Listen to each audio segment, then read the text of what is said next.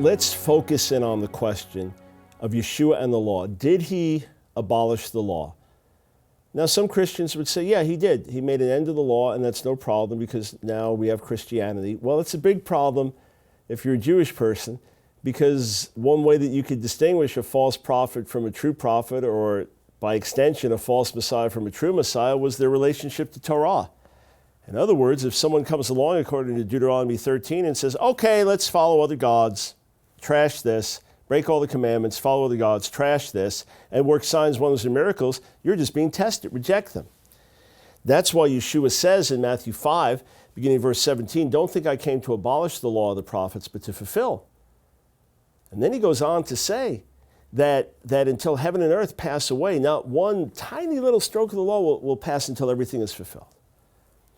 And then he goes on to say, whoever keeps the least of these commandments will be great in the kingdom. Whoever breaks them, teaches others to do the same, will be the least. And your righteousness will surpass that of the scribes and the Pharisees, Matthew 5, 17 to 20. Let me explain how Yeshua relates to Torah. First, if you will go through all of the commandments, and I do this, I do it for you, do the work for you in volume 4 of Answering Jewish Objections to Jesus, but go through all the commandments that are forever, for all generations, and so on. If you will go through those, you will see that about 75% of the forever commandments have to do with commandments that we could only keep with a temple standing, functioning priesthood, and Jewish sovereignty in the land.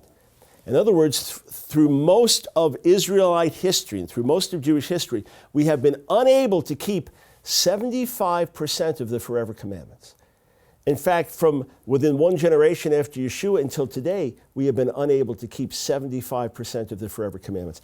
If you will actually go through the Torah starting in Exodus 12, which is the very beginning of chapters dealing with giving of law, with Passover, and then in particular, Exodus 20 and thereafter, and look at all of the legal chapters, all the chapters dealing with commandments, laws, etc., you'll find there roughly 75%. The vast, vast majority of the content there cannot be observed without a functioning priesthood, standing temple, and Jewish sovereignty in the land. Now, Yeshua prophesied that this was going to be destroyed. The temple was going to be destroyed, and we'd be exiled and suffer terribly. And he prophesied and said that his death was the beginning of the new covenant. He was inaugurating the new covenant with his body and with his blood. And that this was now going to bring a new and better covenant that Jeremiah prophesied in Jeremiah 31 with the Torah of God being put in our hearts. Does it mean the same Torah? This means the teaching of the Lord. Could be the same 5 books, could be other things, but the principles, the teaching of the Lord would now be put in our hearts, and we'd be supernaturally empowered to keep these things. And there'd be a once-for-all forgiveness of sins instead of annual sacrifices, annual sacrifices, annual sacrifices. So what does he tell us? To summarize for you, he takes everything having to do with approach to God, namely sacrifice, offering, temple, priesthood, blood, and he himself becomes our great high priest. He himself becomes the ultimate sacrifice, the atoning power, the death of the righteous. And in himself, all these things we can't fulfill anymore, he now does and brings to completion. He brings to completion what the animal sacrifices were pointing to, what the priestly ministry was pointing to. He brings it to completion. Now, let me take this a little further. He takes the moral commandments of the Torah and takes them to a deeper ethic. You've heard, don't commit adultery. I'm telling you, don't commit adultery even in your heart. He takes them to a higher level, and then he illustrates how we are to live in this new covenant life, how we are to live now empowered by the Spirit. Now, here's something very interesting. Matthew 5:17, he says, I didn't come to abolish the law or the prophets. It's unusual to have those two phrases together in the New Testament. In fact, elsewhere in Matthew, it only occurs a couple of times. He says, I didn't come to abolish the law or the prophets. And then in Matthew 7:12, he makes reference to this sums up the law and the prophets. Do to others as you would have them do to you. This sums up the law and the prophets. What's the point? Let me explain. From what we can see of ancient Jewish sermons, there was a certain structure. You had an introduction or a prologue. Then you had the heart of the sermon. Then you had the concluding exhortations. I see the exact same thing in the Sermon on the Mount, as do other scholars. Matthew 5, 3 through 16 is the prologue, the introduction. Blessed, truly happy are the poor in spirit, are the meek, and so on. This is the introduction. You're the salt of the earth. You're the light of the world. Now, the heart of the sermon. Matthew 5:17 to 7:12. Begins with law of the prophets, ends with law and the prophets. All right, so this is the parenthesis on either side, if you want, saying this is the body of it, right here in the middle. This is the body of it. This is my main sermon. What's he saying? This is how you live it out.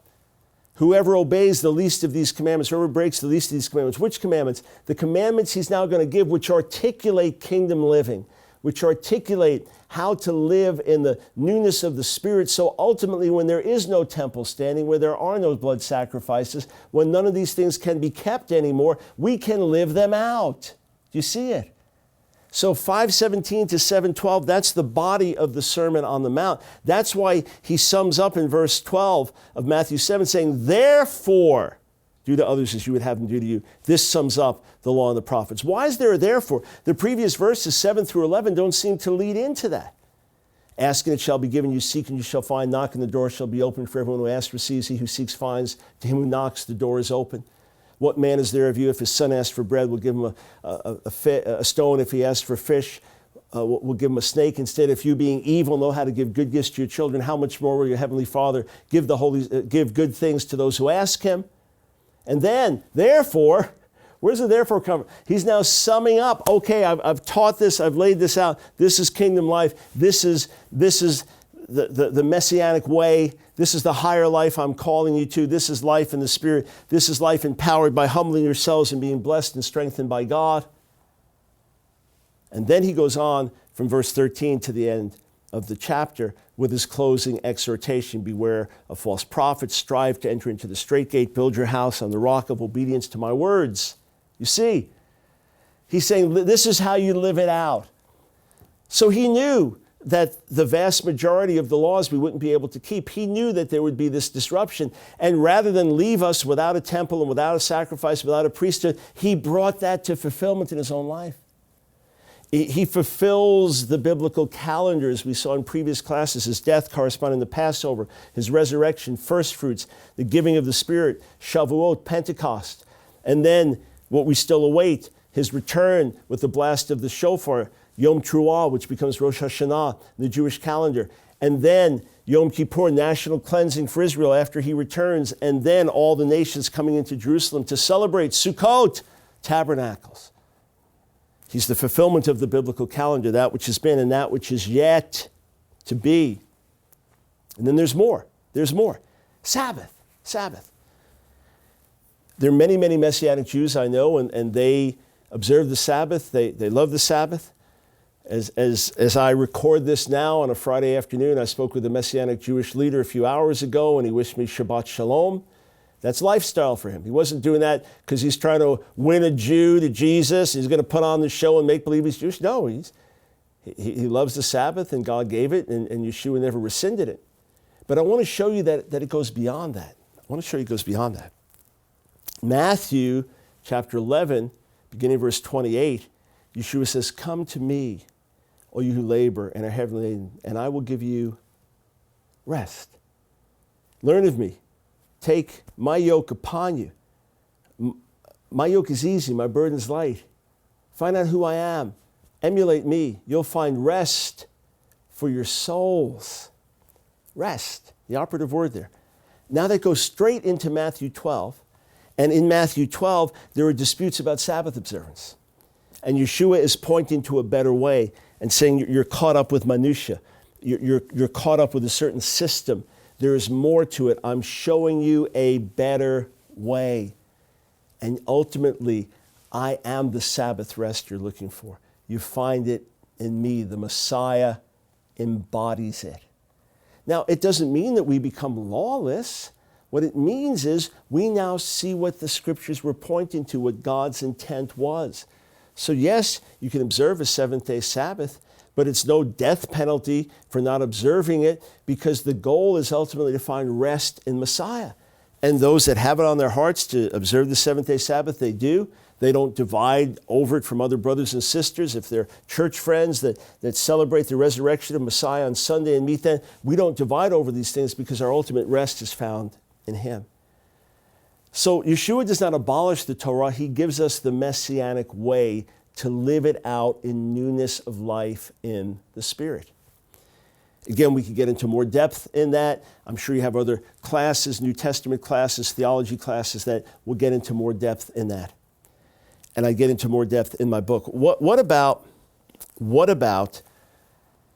Paul abolishing the law? There are many passages, or a good number of passages in his teachings, that seem to speak of the end of the Torah.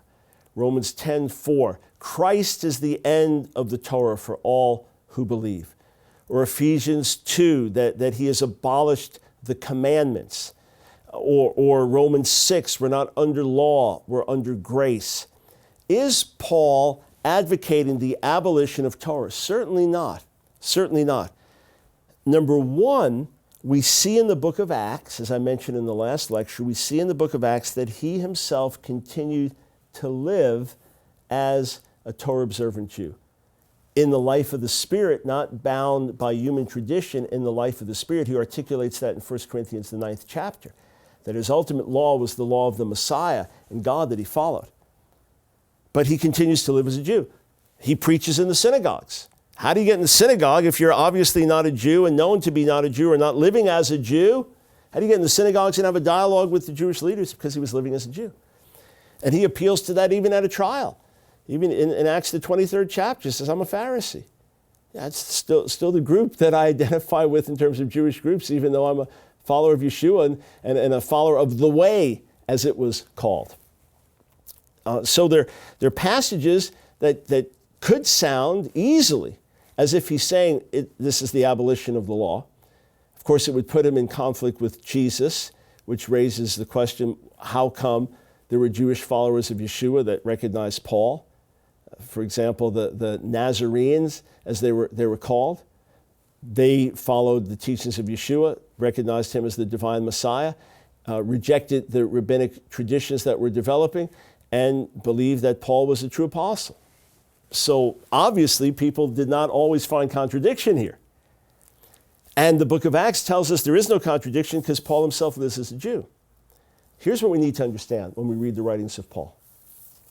And the New Testament tells us itself in 2 Peter 3 that some of his writings are hard to understand and people have misinterpreted them.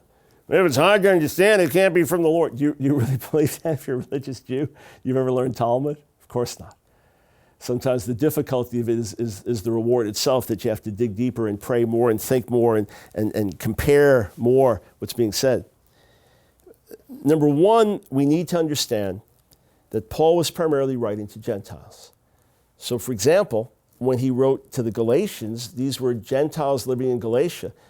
There were other followers of Jesus who came and taught. They were Jewish followers of Yeshua, but they had departed from the real gospel message, and they were telling Gentiles, you must be circumcised and obey the law of Moses in order to be saved. You must be circumcised and obey the law of Moses in order to be saved. And Paul said, no, if you do that, then you've fallen from grace. You're no longer just receiving God's mercy and grace and favor. No, you're now saying you've got to keep every... No, that's not why the Messiah came. The Messiah did not come to make Gentiles into Jews. He came to make a way for Jew and Gentile to be forgiven of sin and come into new life in him. So Paul is combating that. And when he is combating things in the midst of that letter, he's not telling Jews don't live as Jews. That was never the dispute. Jews lived as Jews. In fact, he writes in 1 Corinthians 7, if you came to faith in Messiah, you were circumcised, don't become uncircumcised. If you're uncircumcised, don't become circumcised. If you come to faith as a Jew, don't become a Gentile. You come to faith as a Gentile, don't become a Jew. So, first thing we've got to recognize is that he was writing to Gentile believers, and he was not instructing Jewish believers about what to do and what not to do. That's the first thing. The second thing, he understood the law in a sense to be like scaffolding for a building. Scaffolding for building. That scaffolding is necessary when the building is being erected, but once it's built and it's standing on its own, you take the scaffolding down. He understood that the purpose of Torah was to bring us to the Messiah. Hence, Romans 10:4 uses the Greek word telos. Most English translations will say Christ, Messiah, is the end of the law, but it could just as readily be translated the goal to which the Torah prophesies, or the Torah points, the goal to which it's going is Yeshua the Messiah. So, when he speaks in this way, Galatians, the 3rd chapter, he explains that the law, the Torah, was a pedagogue, a tutor, to bring us to the Messiah. Let me explain. In the ancient world in which Paul lived, the ancient Greek world, he was a Jew who was a Greek citizen. You would have a household servant or slave, and the job of that slave would be to take children back and forth to school and oversee their mentoring and their education. In other words, not the teacher, but the pedagogue, the one that would be responsible for making sure they're getting trained and taught and cared for back and forth and so on, watched over. Well, Paul says that's what the law did for Israel. I use the analogy of scaffolding to say this was to keep Israel understanding who God is, what his laws are, what his requirements are, what his holiness is about, who the Messiah will be, to keep them on this path. Now that Messiah comes, now the building is completed, we don't need the scaffolding, we don't need the pedagogue anymore. Now the fullness has come, that which the Torah was pointing towards, and now God writes his righteous principles on our hearts. And for Gentiles, that's all that was ever required. God never required Gentiles to keep all of the law of Moses. When he says we're not under law, we're under grace, what he means is we're no longer under a system that we cannot live up to on our own. We're no longer under the law's condemnation. We're no longer under the law as a tutor or pedagogue. And we're no longer under the law as a system of righteousness and justification, because we see from the history of Israel in the Hebrew Scriptures that we fell short over and over and over and over and over and over again. And then from our near 2,000-year exile from the land that we've been falling short over and over again. Otherwise, we would have been fully restored and the glory of God covering the earth a long time ago. He recognizes that based on the system of law, it brings condemnation and judgment. That, as he says in Romans 7:12, that the law, the commandment are holy and just and good, but they show us our sin. So he writes in Romans 3 that no one's going to be justified by the law. Yeah, here it is, do it, live it out, and yet we all fall short, which then condemns us. You say, doesn't that abolish the law? No, he said it establishes it. Romans 3, because it's the law itself that tells us in Genesis 15 in the Torah that we're justified by faith. And that we need, according to Deuteronomy, a new heart. Where does that new heart come from?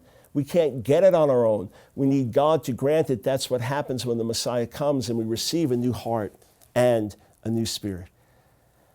Paul was also against anything that put a wall up between believers or anything that smacked of racial or ethnic or spiritual pride.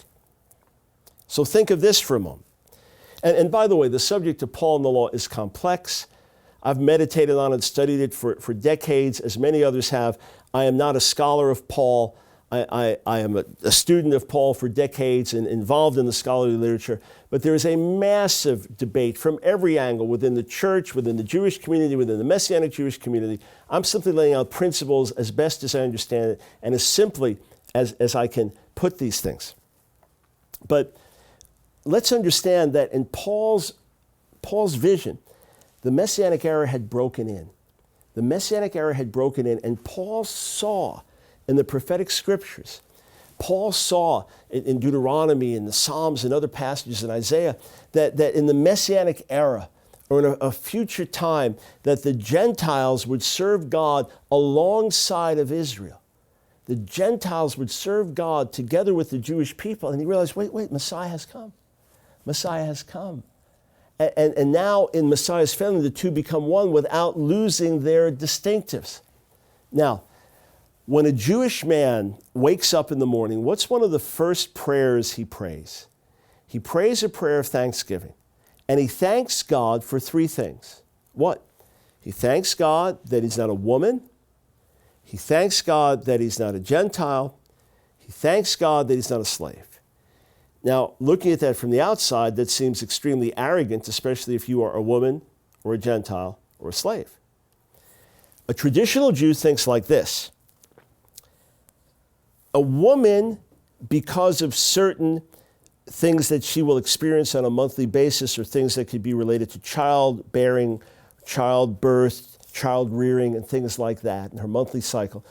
There are certain commandments from which she is exempt because she cannot keep them because of certain other physical issues that she may have that could render her unclean and so on. So there are certain time-related commandments that a woman is free from. Therefore, a Jewish woman is not obligated to keep every single commandment that a Jewish man would be obligated to keep. What about a Gentile? Well, of course, a Gentile was never given the entire Torah to keep. So a Gentile would not be required to keep the entire Torah. What about a slave? Well, the slave can't because they're under someone else's control, and that other person may make them work on the Sabbath or only feed them food that's non-kosher or whatever, and they have no control over the matter. They want to go and offer sacrifice, but they can't because they're someone's slave. So who is it, the only one, who is required to keep all of the commandments through Jewish eyes? A free Jewish male. Not a slave, not a Gentile, not a woman. Are you getting it? What does Paul write to the Galatians, to the Colossians? That in Messiah, in Yeshua, there is neither, what? Jew or Gentile, Jew or Greek, circumcised or uncircumcised. There is neither slave nor free. There is neither male nor female. Now, elsewhere in his letters, he addresses masters and he addresses slaves, so he knows they still exist. Elsewhere in his letters, he addresses men with certain teaching and women with other teaching, so he knows they exist and he makes distinctions. But what he's saying there, and it could well be that this Jewish tradition existed already in his day, of saying, I thank God I'm not a woman, I'm not a slave, I'm not a Gentile. And Paul says in Messiah, there's no male or female, there's no slave or free, there's no Jew or Gentile. What he means is we all stand equally before God. What he means is in Yeshua, there is no caste system, there is no class system. That we all have access to God through Yeshua, that we all can stand in his presence as spiritual priests in a spiritual temple that he has now built and offer up spiritual sacrifices of praise and adoration. And there's no distinction, and we are all called to obey him fully. He's not saying that in God's sight there's no difference between a Jew or a Gentile, a man or a woman, or a slave or a free person in terms of different abilities, different callings, things a woman can do that a man can't, and vice versa. Things that he's given to Gentiles, things that he's given to Jews. Our unity is found in our diversity. Our unity is found in our distinctives. Just like you listen to an orchestra, it has all the different instruments, each playing their part. Our diversity, our distinctives bring unity. So today you have a Messianic congregation worshiping on Shabbat, on the seventh-day Sabbath. And they may share a building with a church. And that church meets on Sunday morning and celebrates the resurrection of Jesus. And they're one in Yeshua. And the Jewish believers may say, you know, just to be in solidarity with our people, we don't eat shellfish, we don't eat bacon, pork, and that's just to be in solidarity with our people. We know it doesn't internally defile us. We understand those principles of Yeshua. Those things don't internally defile us. In that sense, foods are clean, but we choose to not eat certain things. But we've got no problem whatsoever with our Gentile friends eating bacon. It doesn't matter to us. In other words, each group can have their distinctives. You can have your men's, women's, you can have men's meetings and your women's meetings in your congregations. That's fine. Men can have certain leadership roles, women other ministry functions. That's fine. But Paul's saying there is no barrier that separates us anymore. Ephesians 2, the middle wall of partition has come down. So in that sense, the commandments that would divide us have come down so that we can have unity in Messiah. And we know in the temple in Jerusalem in Yeshua's day that there was that wall. No woman can go beyond here. No Gentile can go beyond here. In Yeshua, that wall comes down. We have equal access to God. It doesn't mean the law is abolished. It means it now comes into its fullest expression and meaning in the Messianic era. And it also means that it may be on the hearts of Jews to live a certain way and Gentiles to live a certain way, but we do this as one body without ethnic or racial or spiritual separation. And we find unity in our diversity. The last lecture, I want to look at the question of Jewish tradition and why we reject the idea that there's an unbroken chain of tradition going all the way back to Moses on Mount Sinai.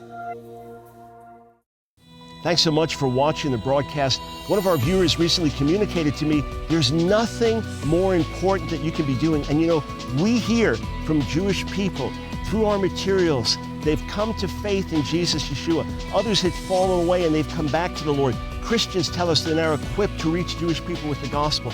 And we have amazing open doors before us to reach more and more Jewish people than ever before, but we need your help. Everything we do is a team effort. Would you join together with us and become part of our team?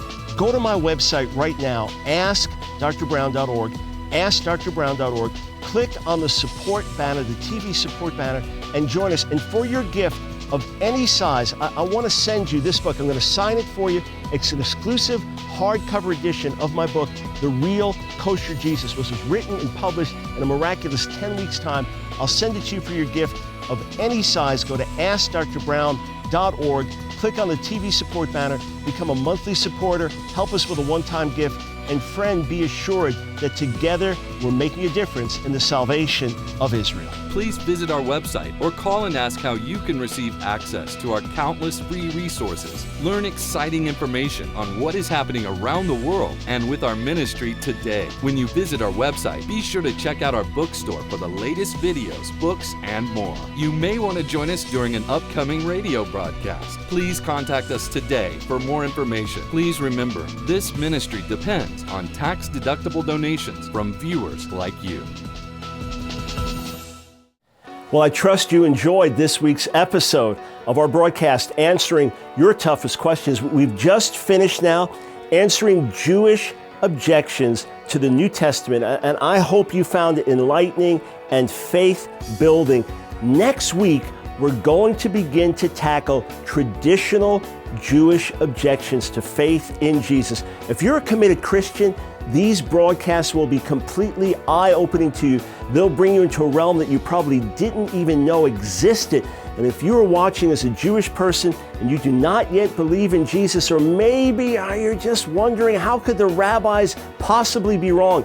Be sure to tune in next week as we begin to answer traditional Jewish objections to faith in Jesus, Yeshua the Messiah. And be sure to visit my website, askdrbrown.org, for hundreds of hours of free resources. Join me next week right here on Answering Your Toughest Questions.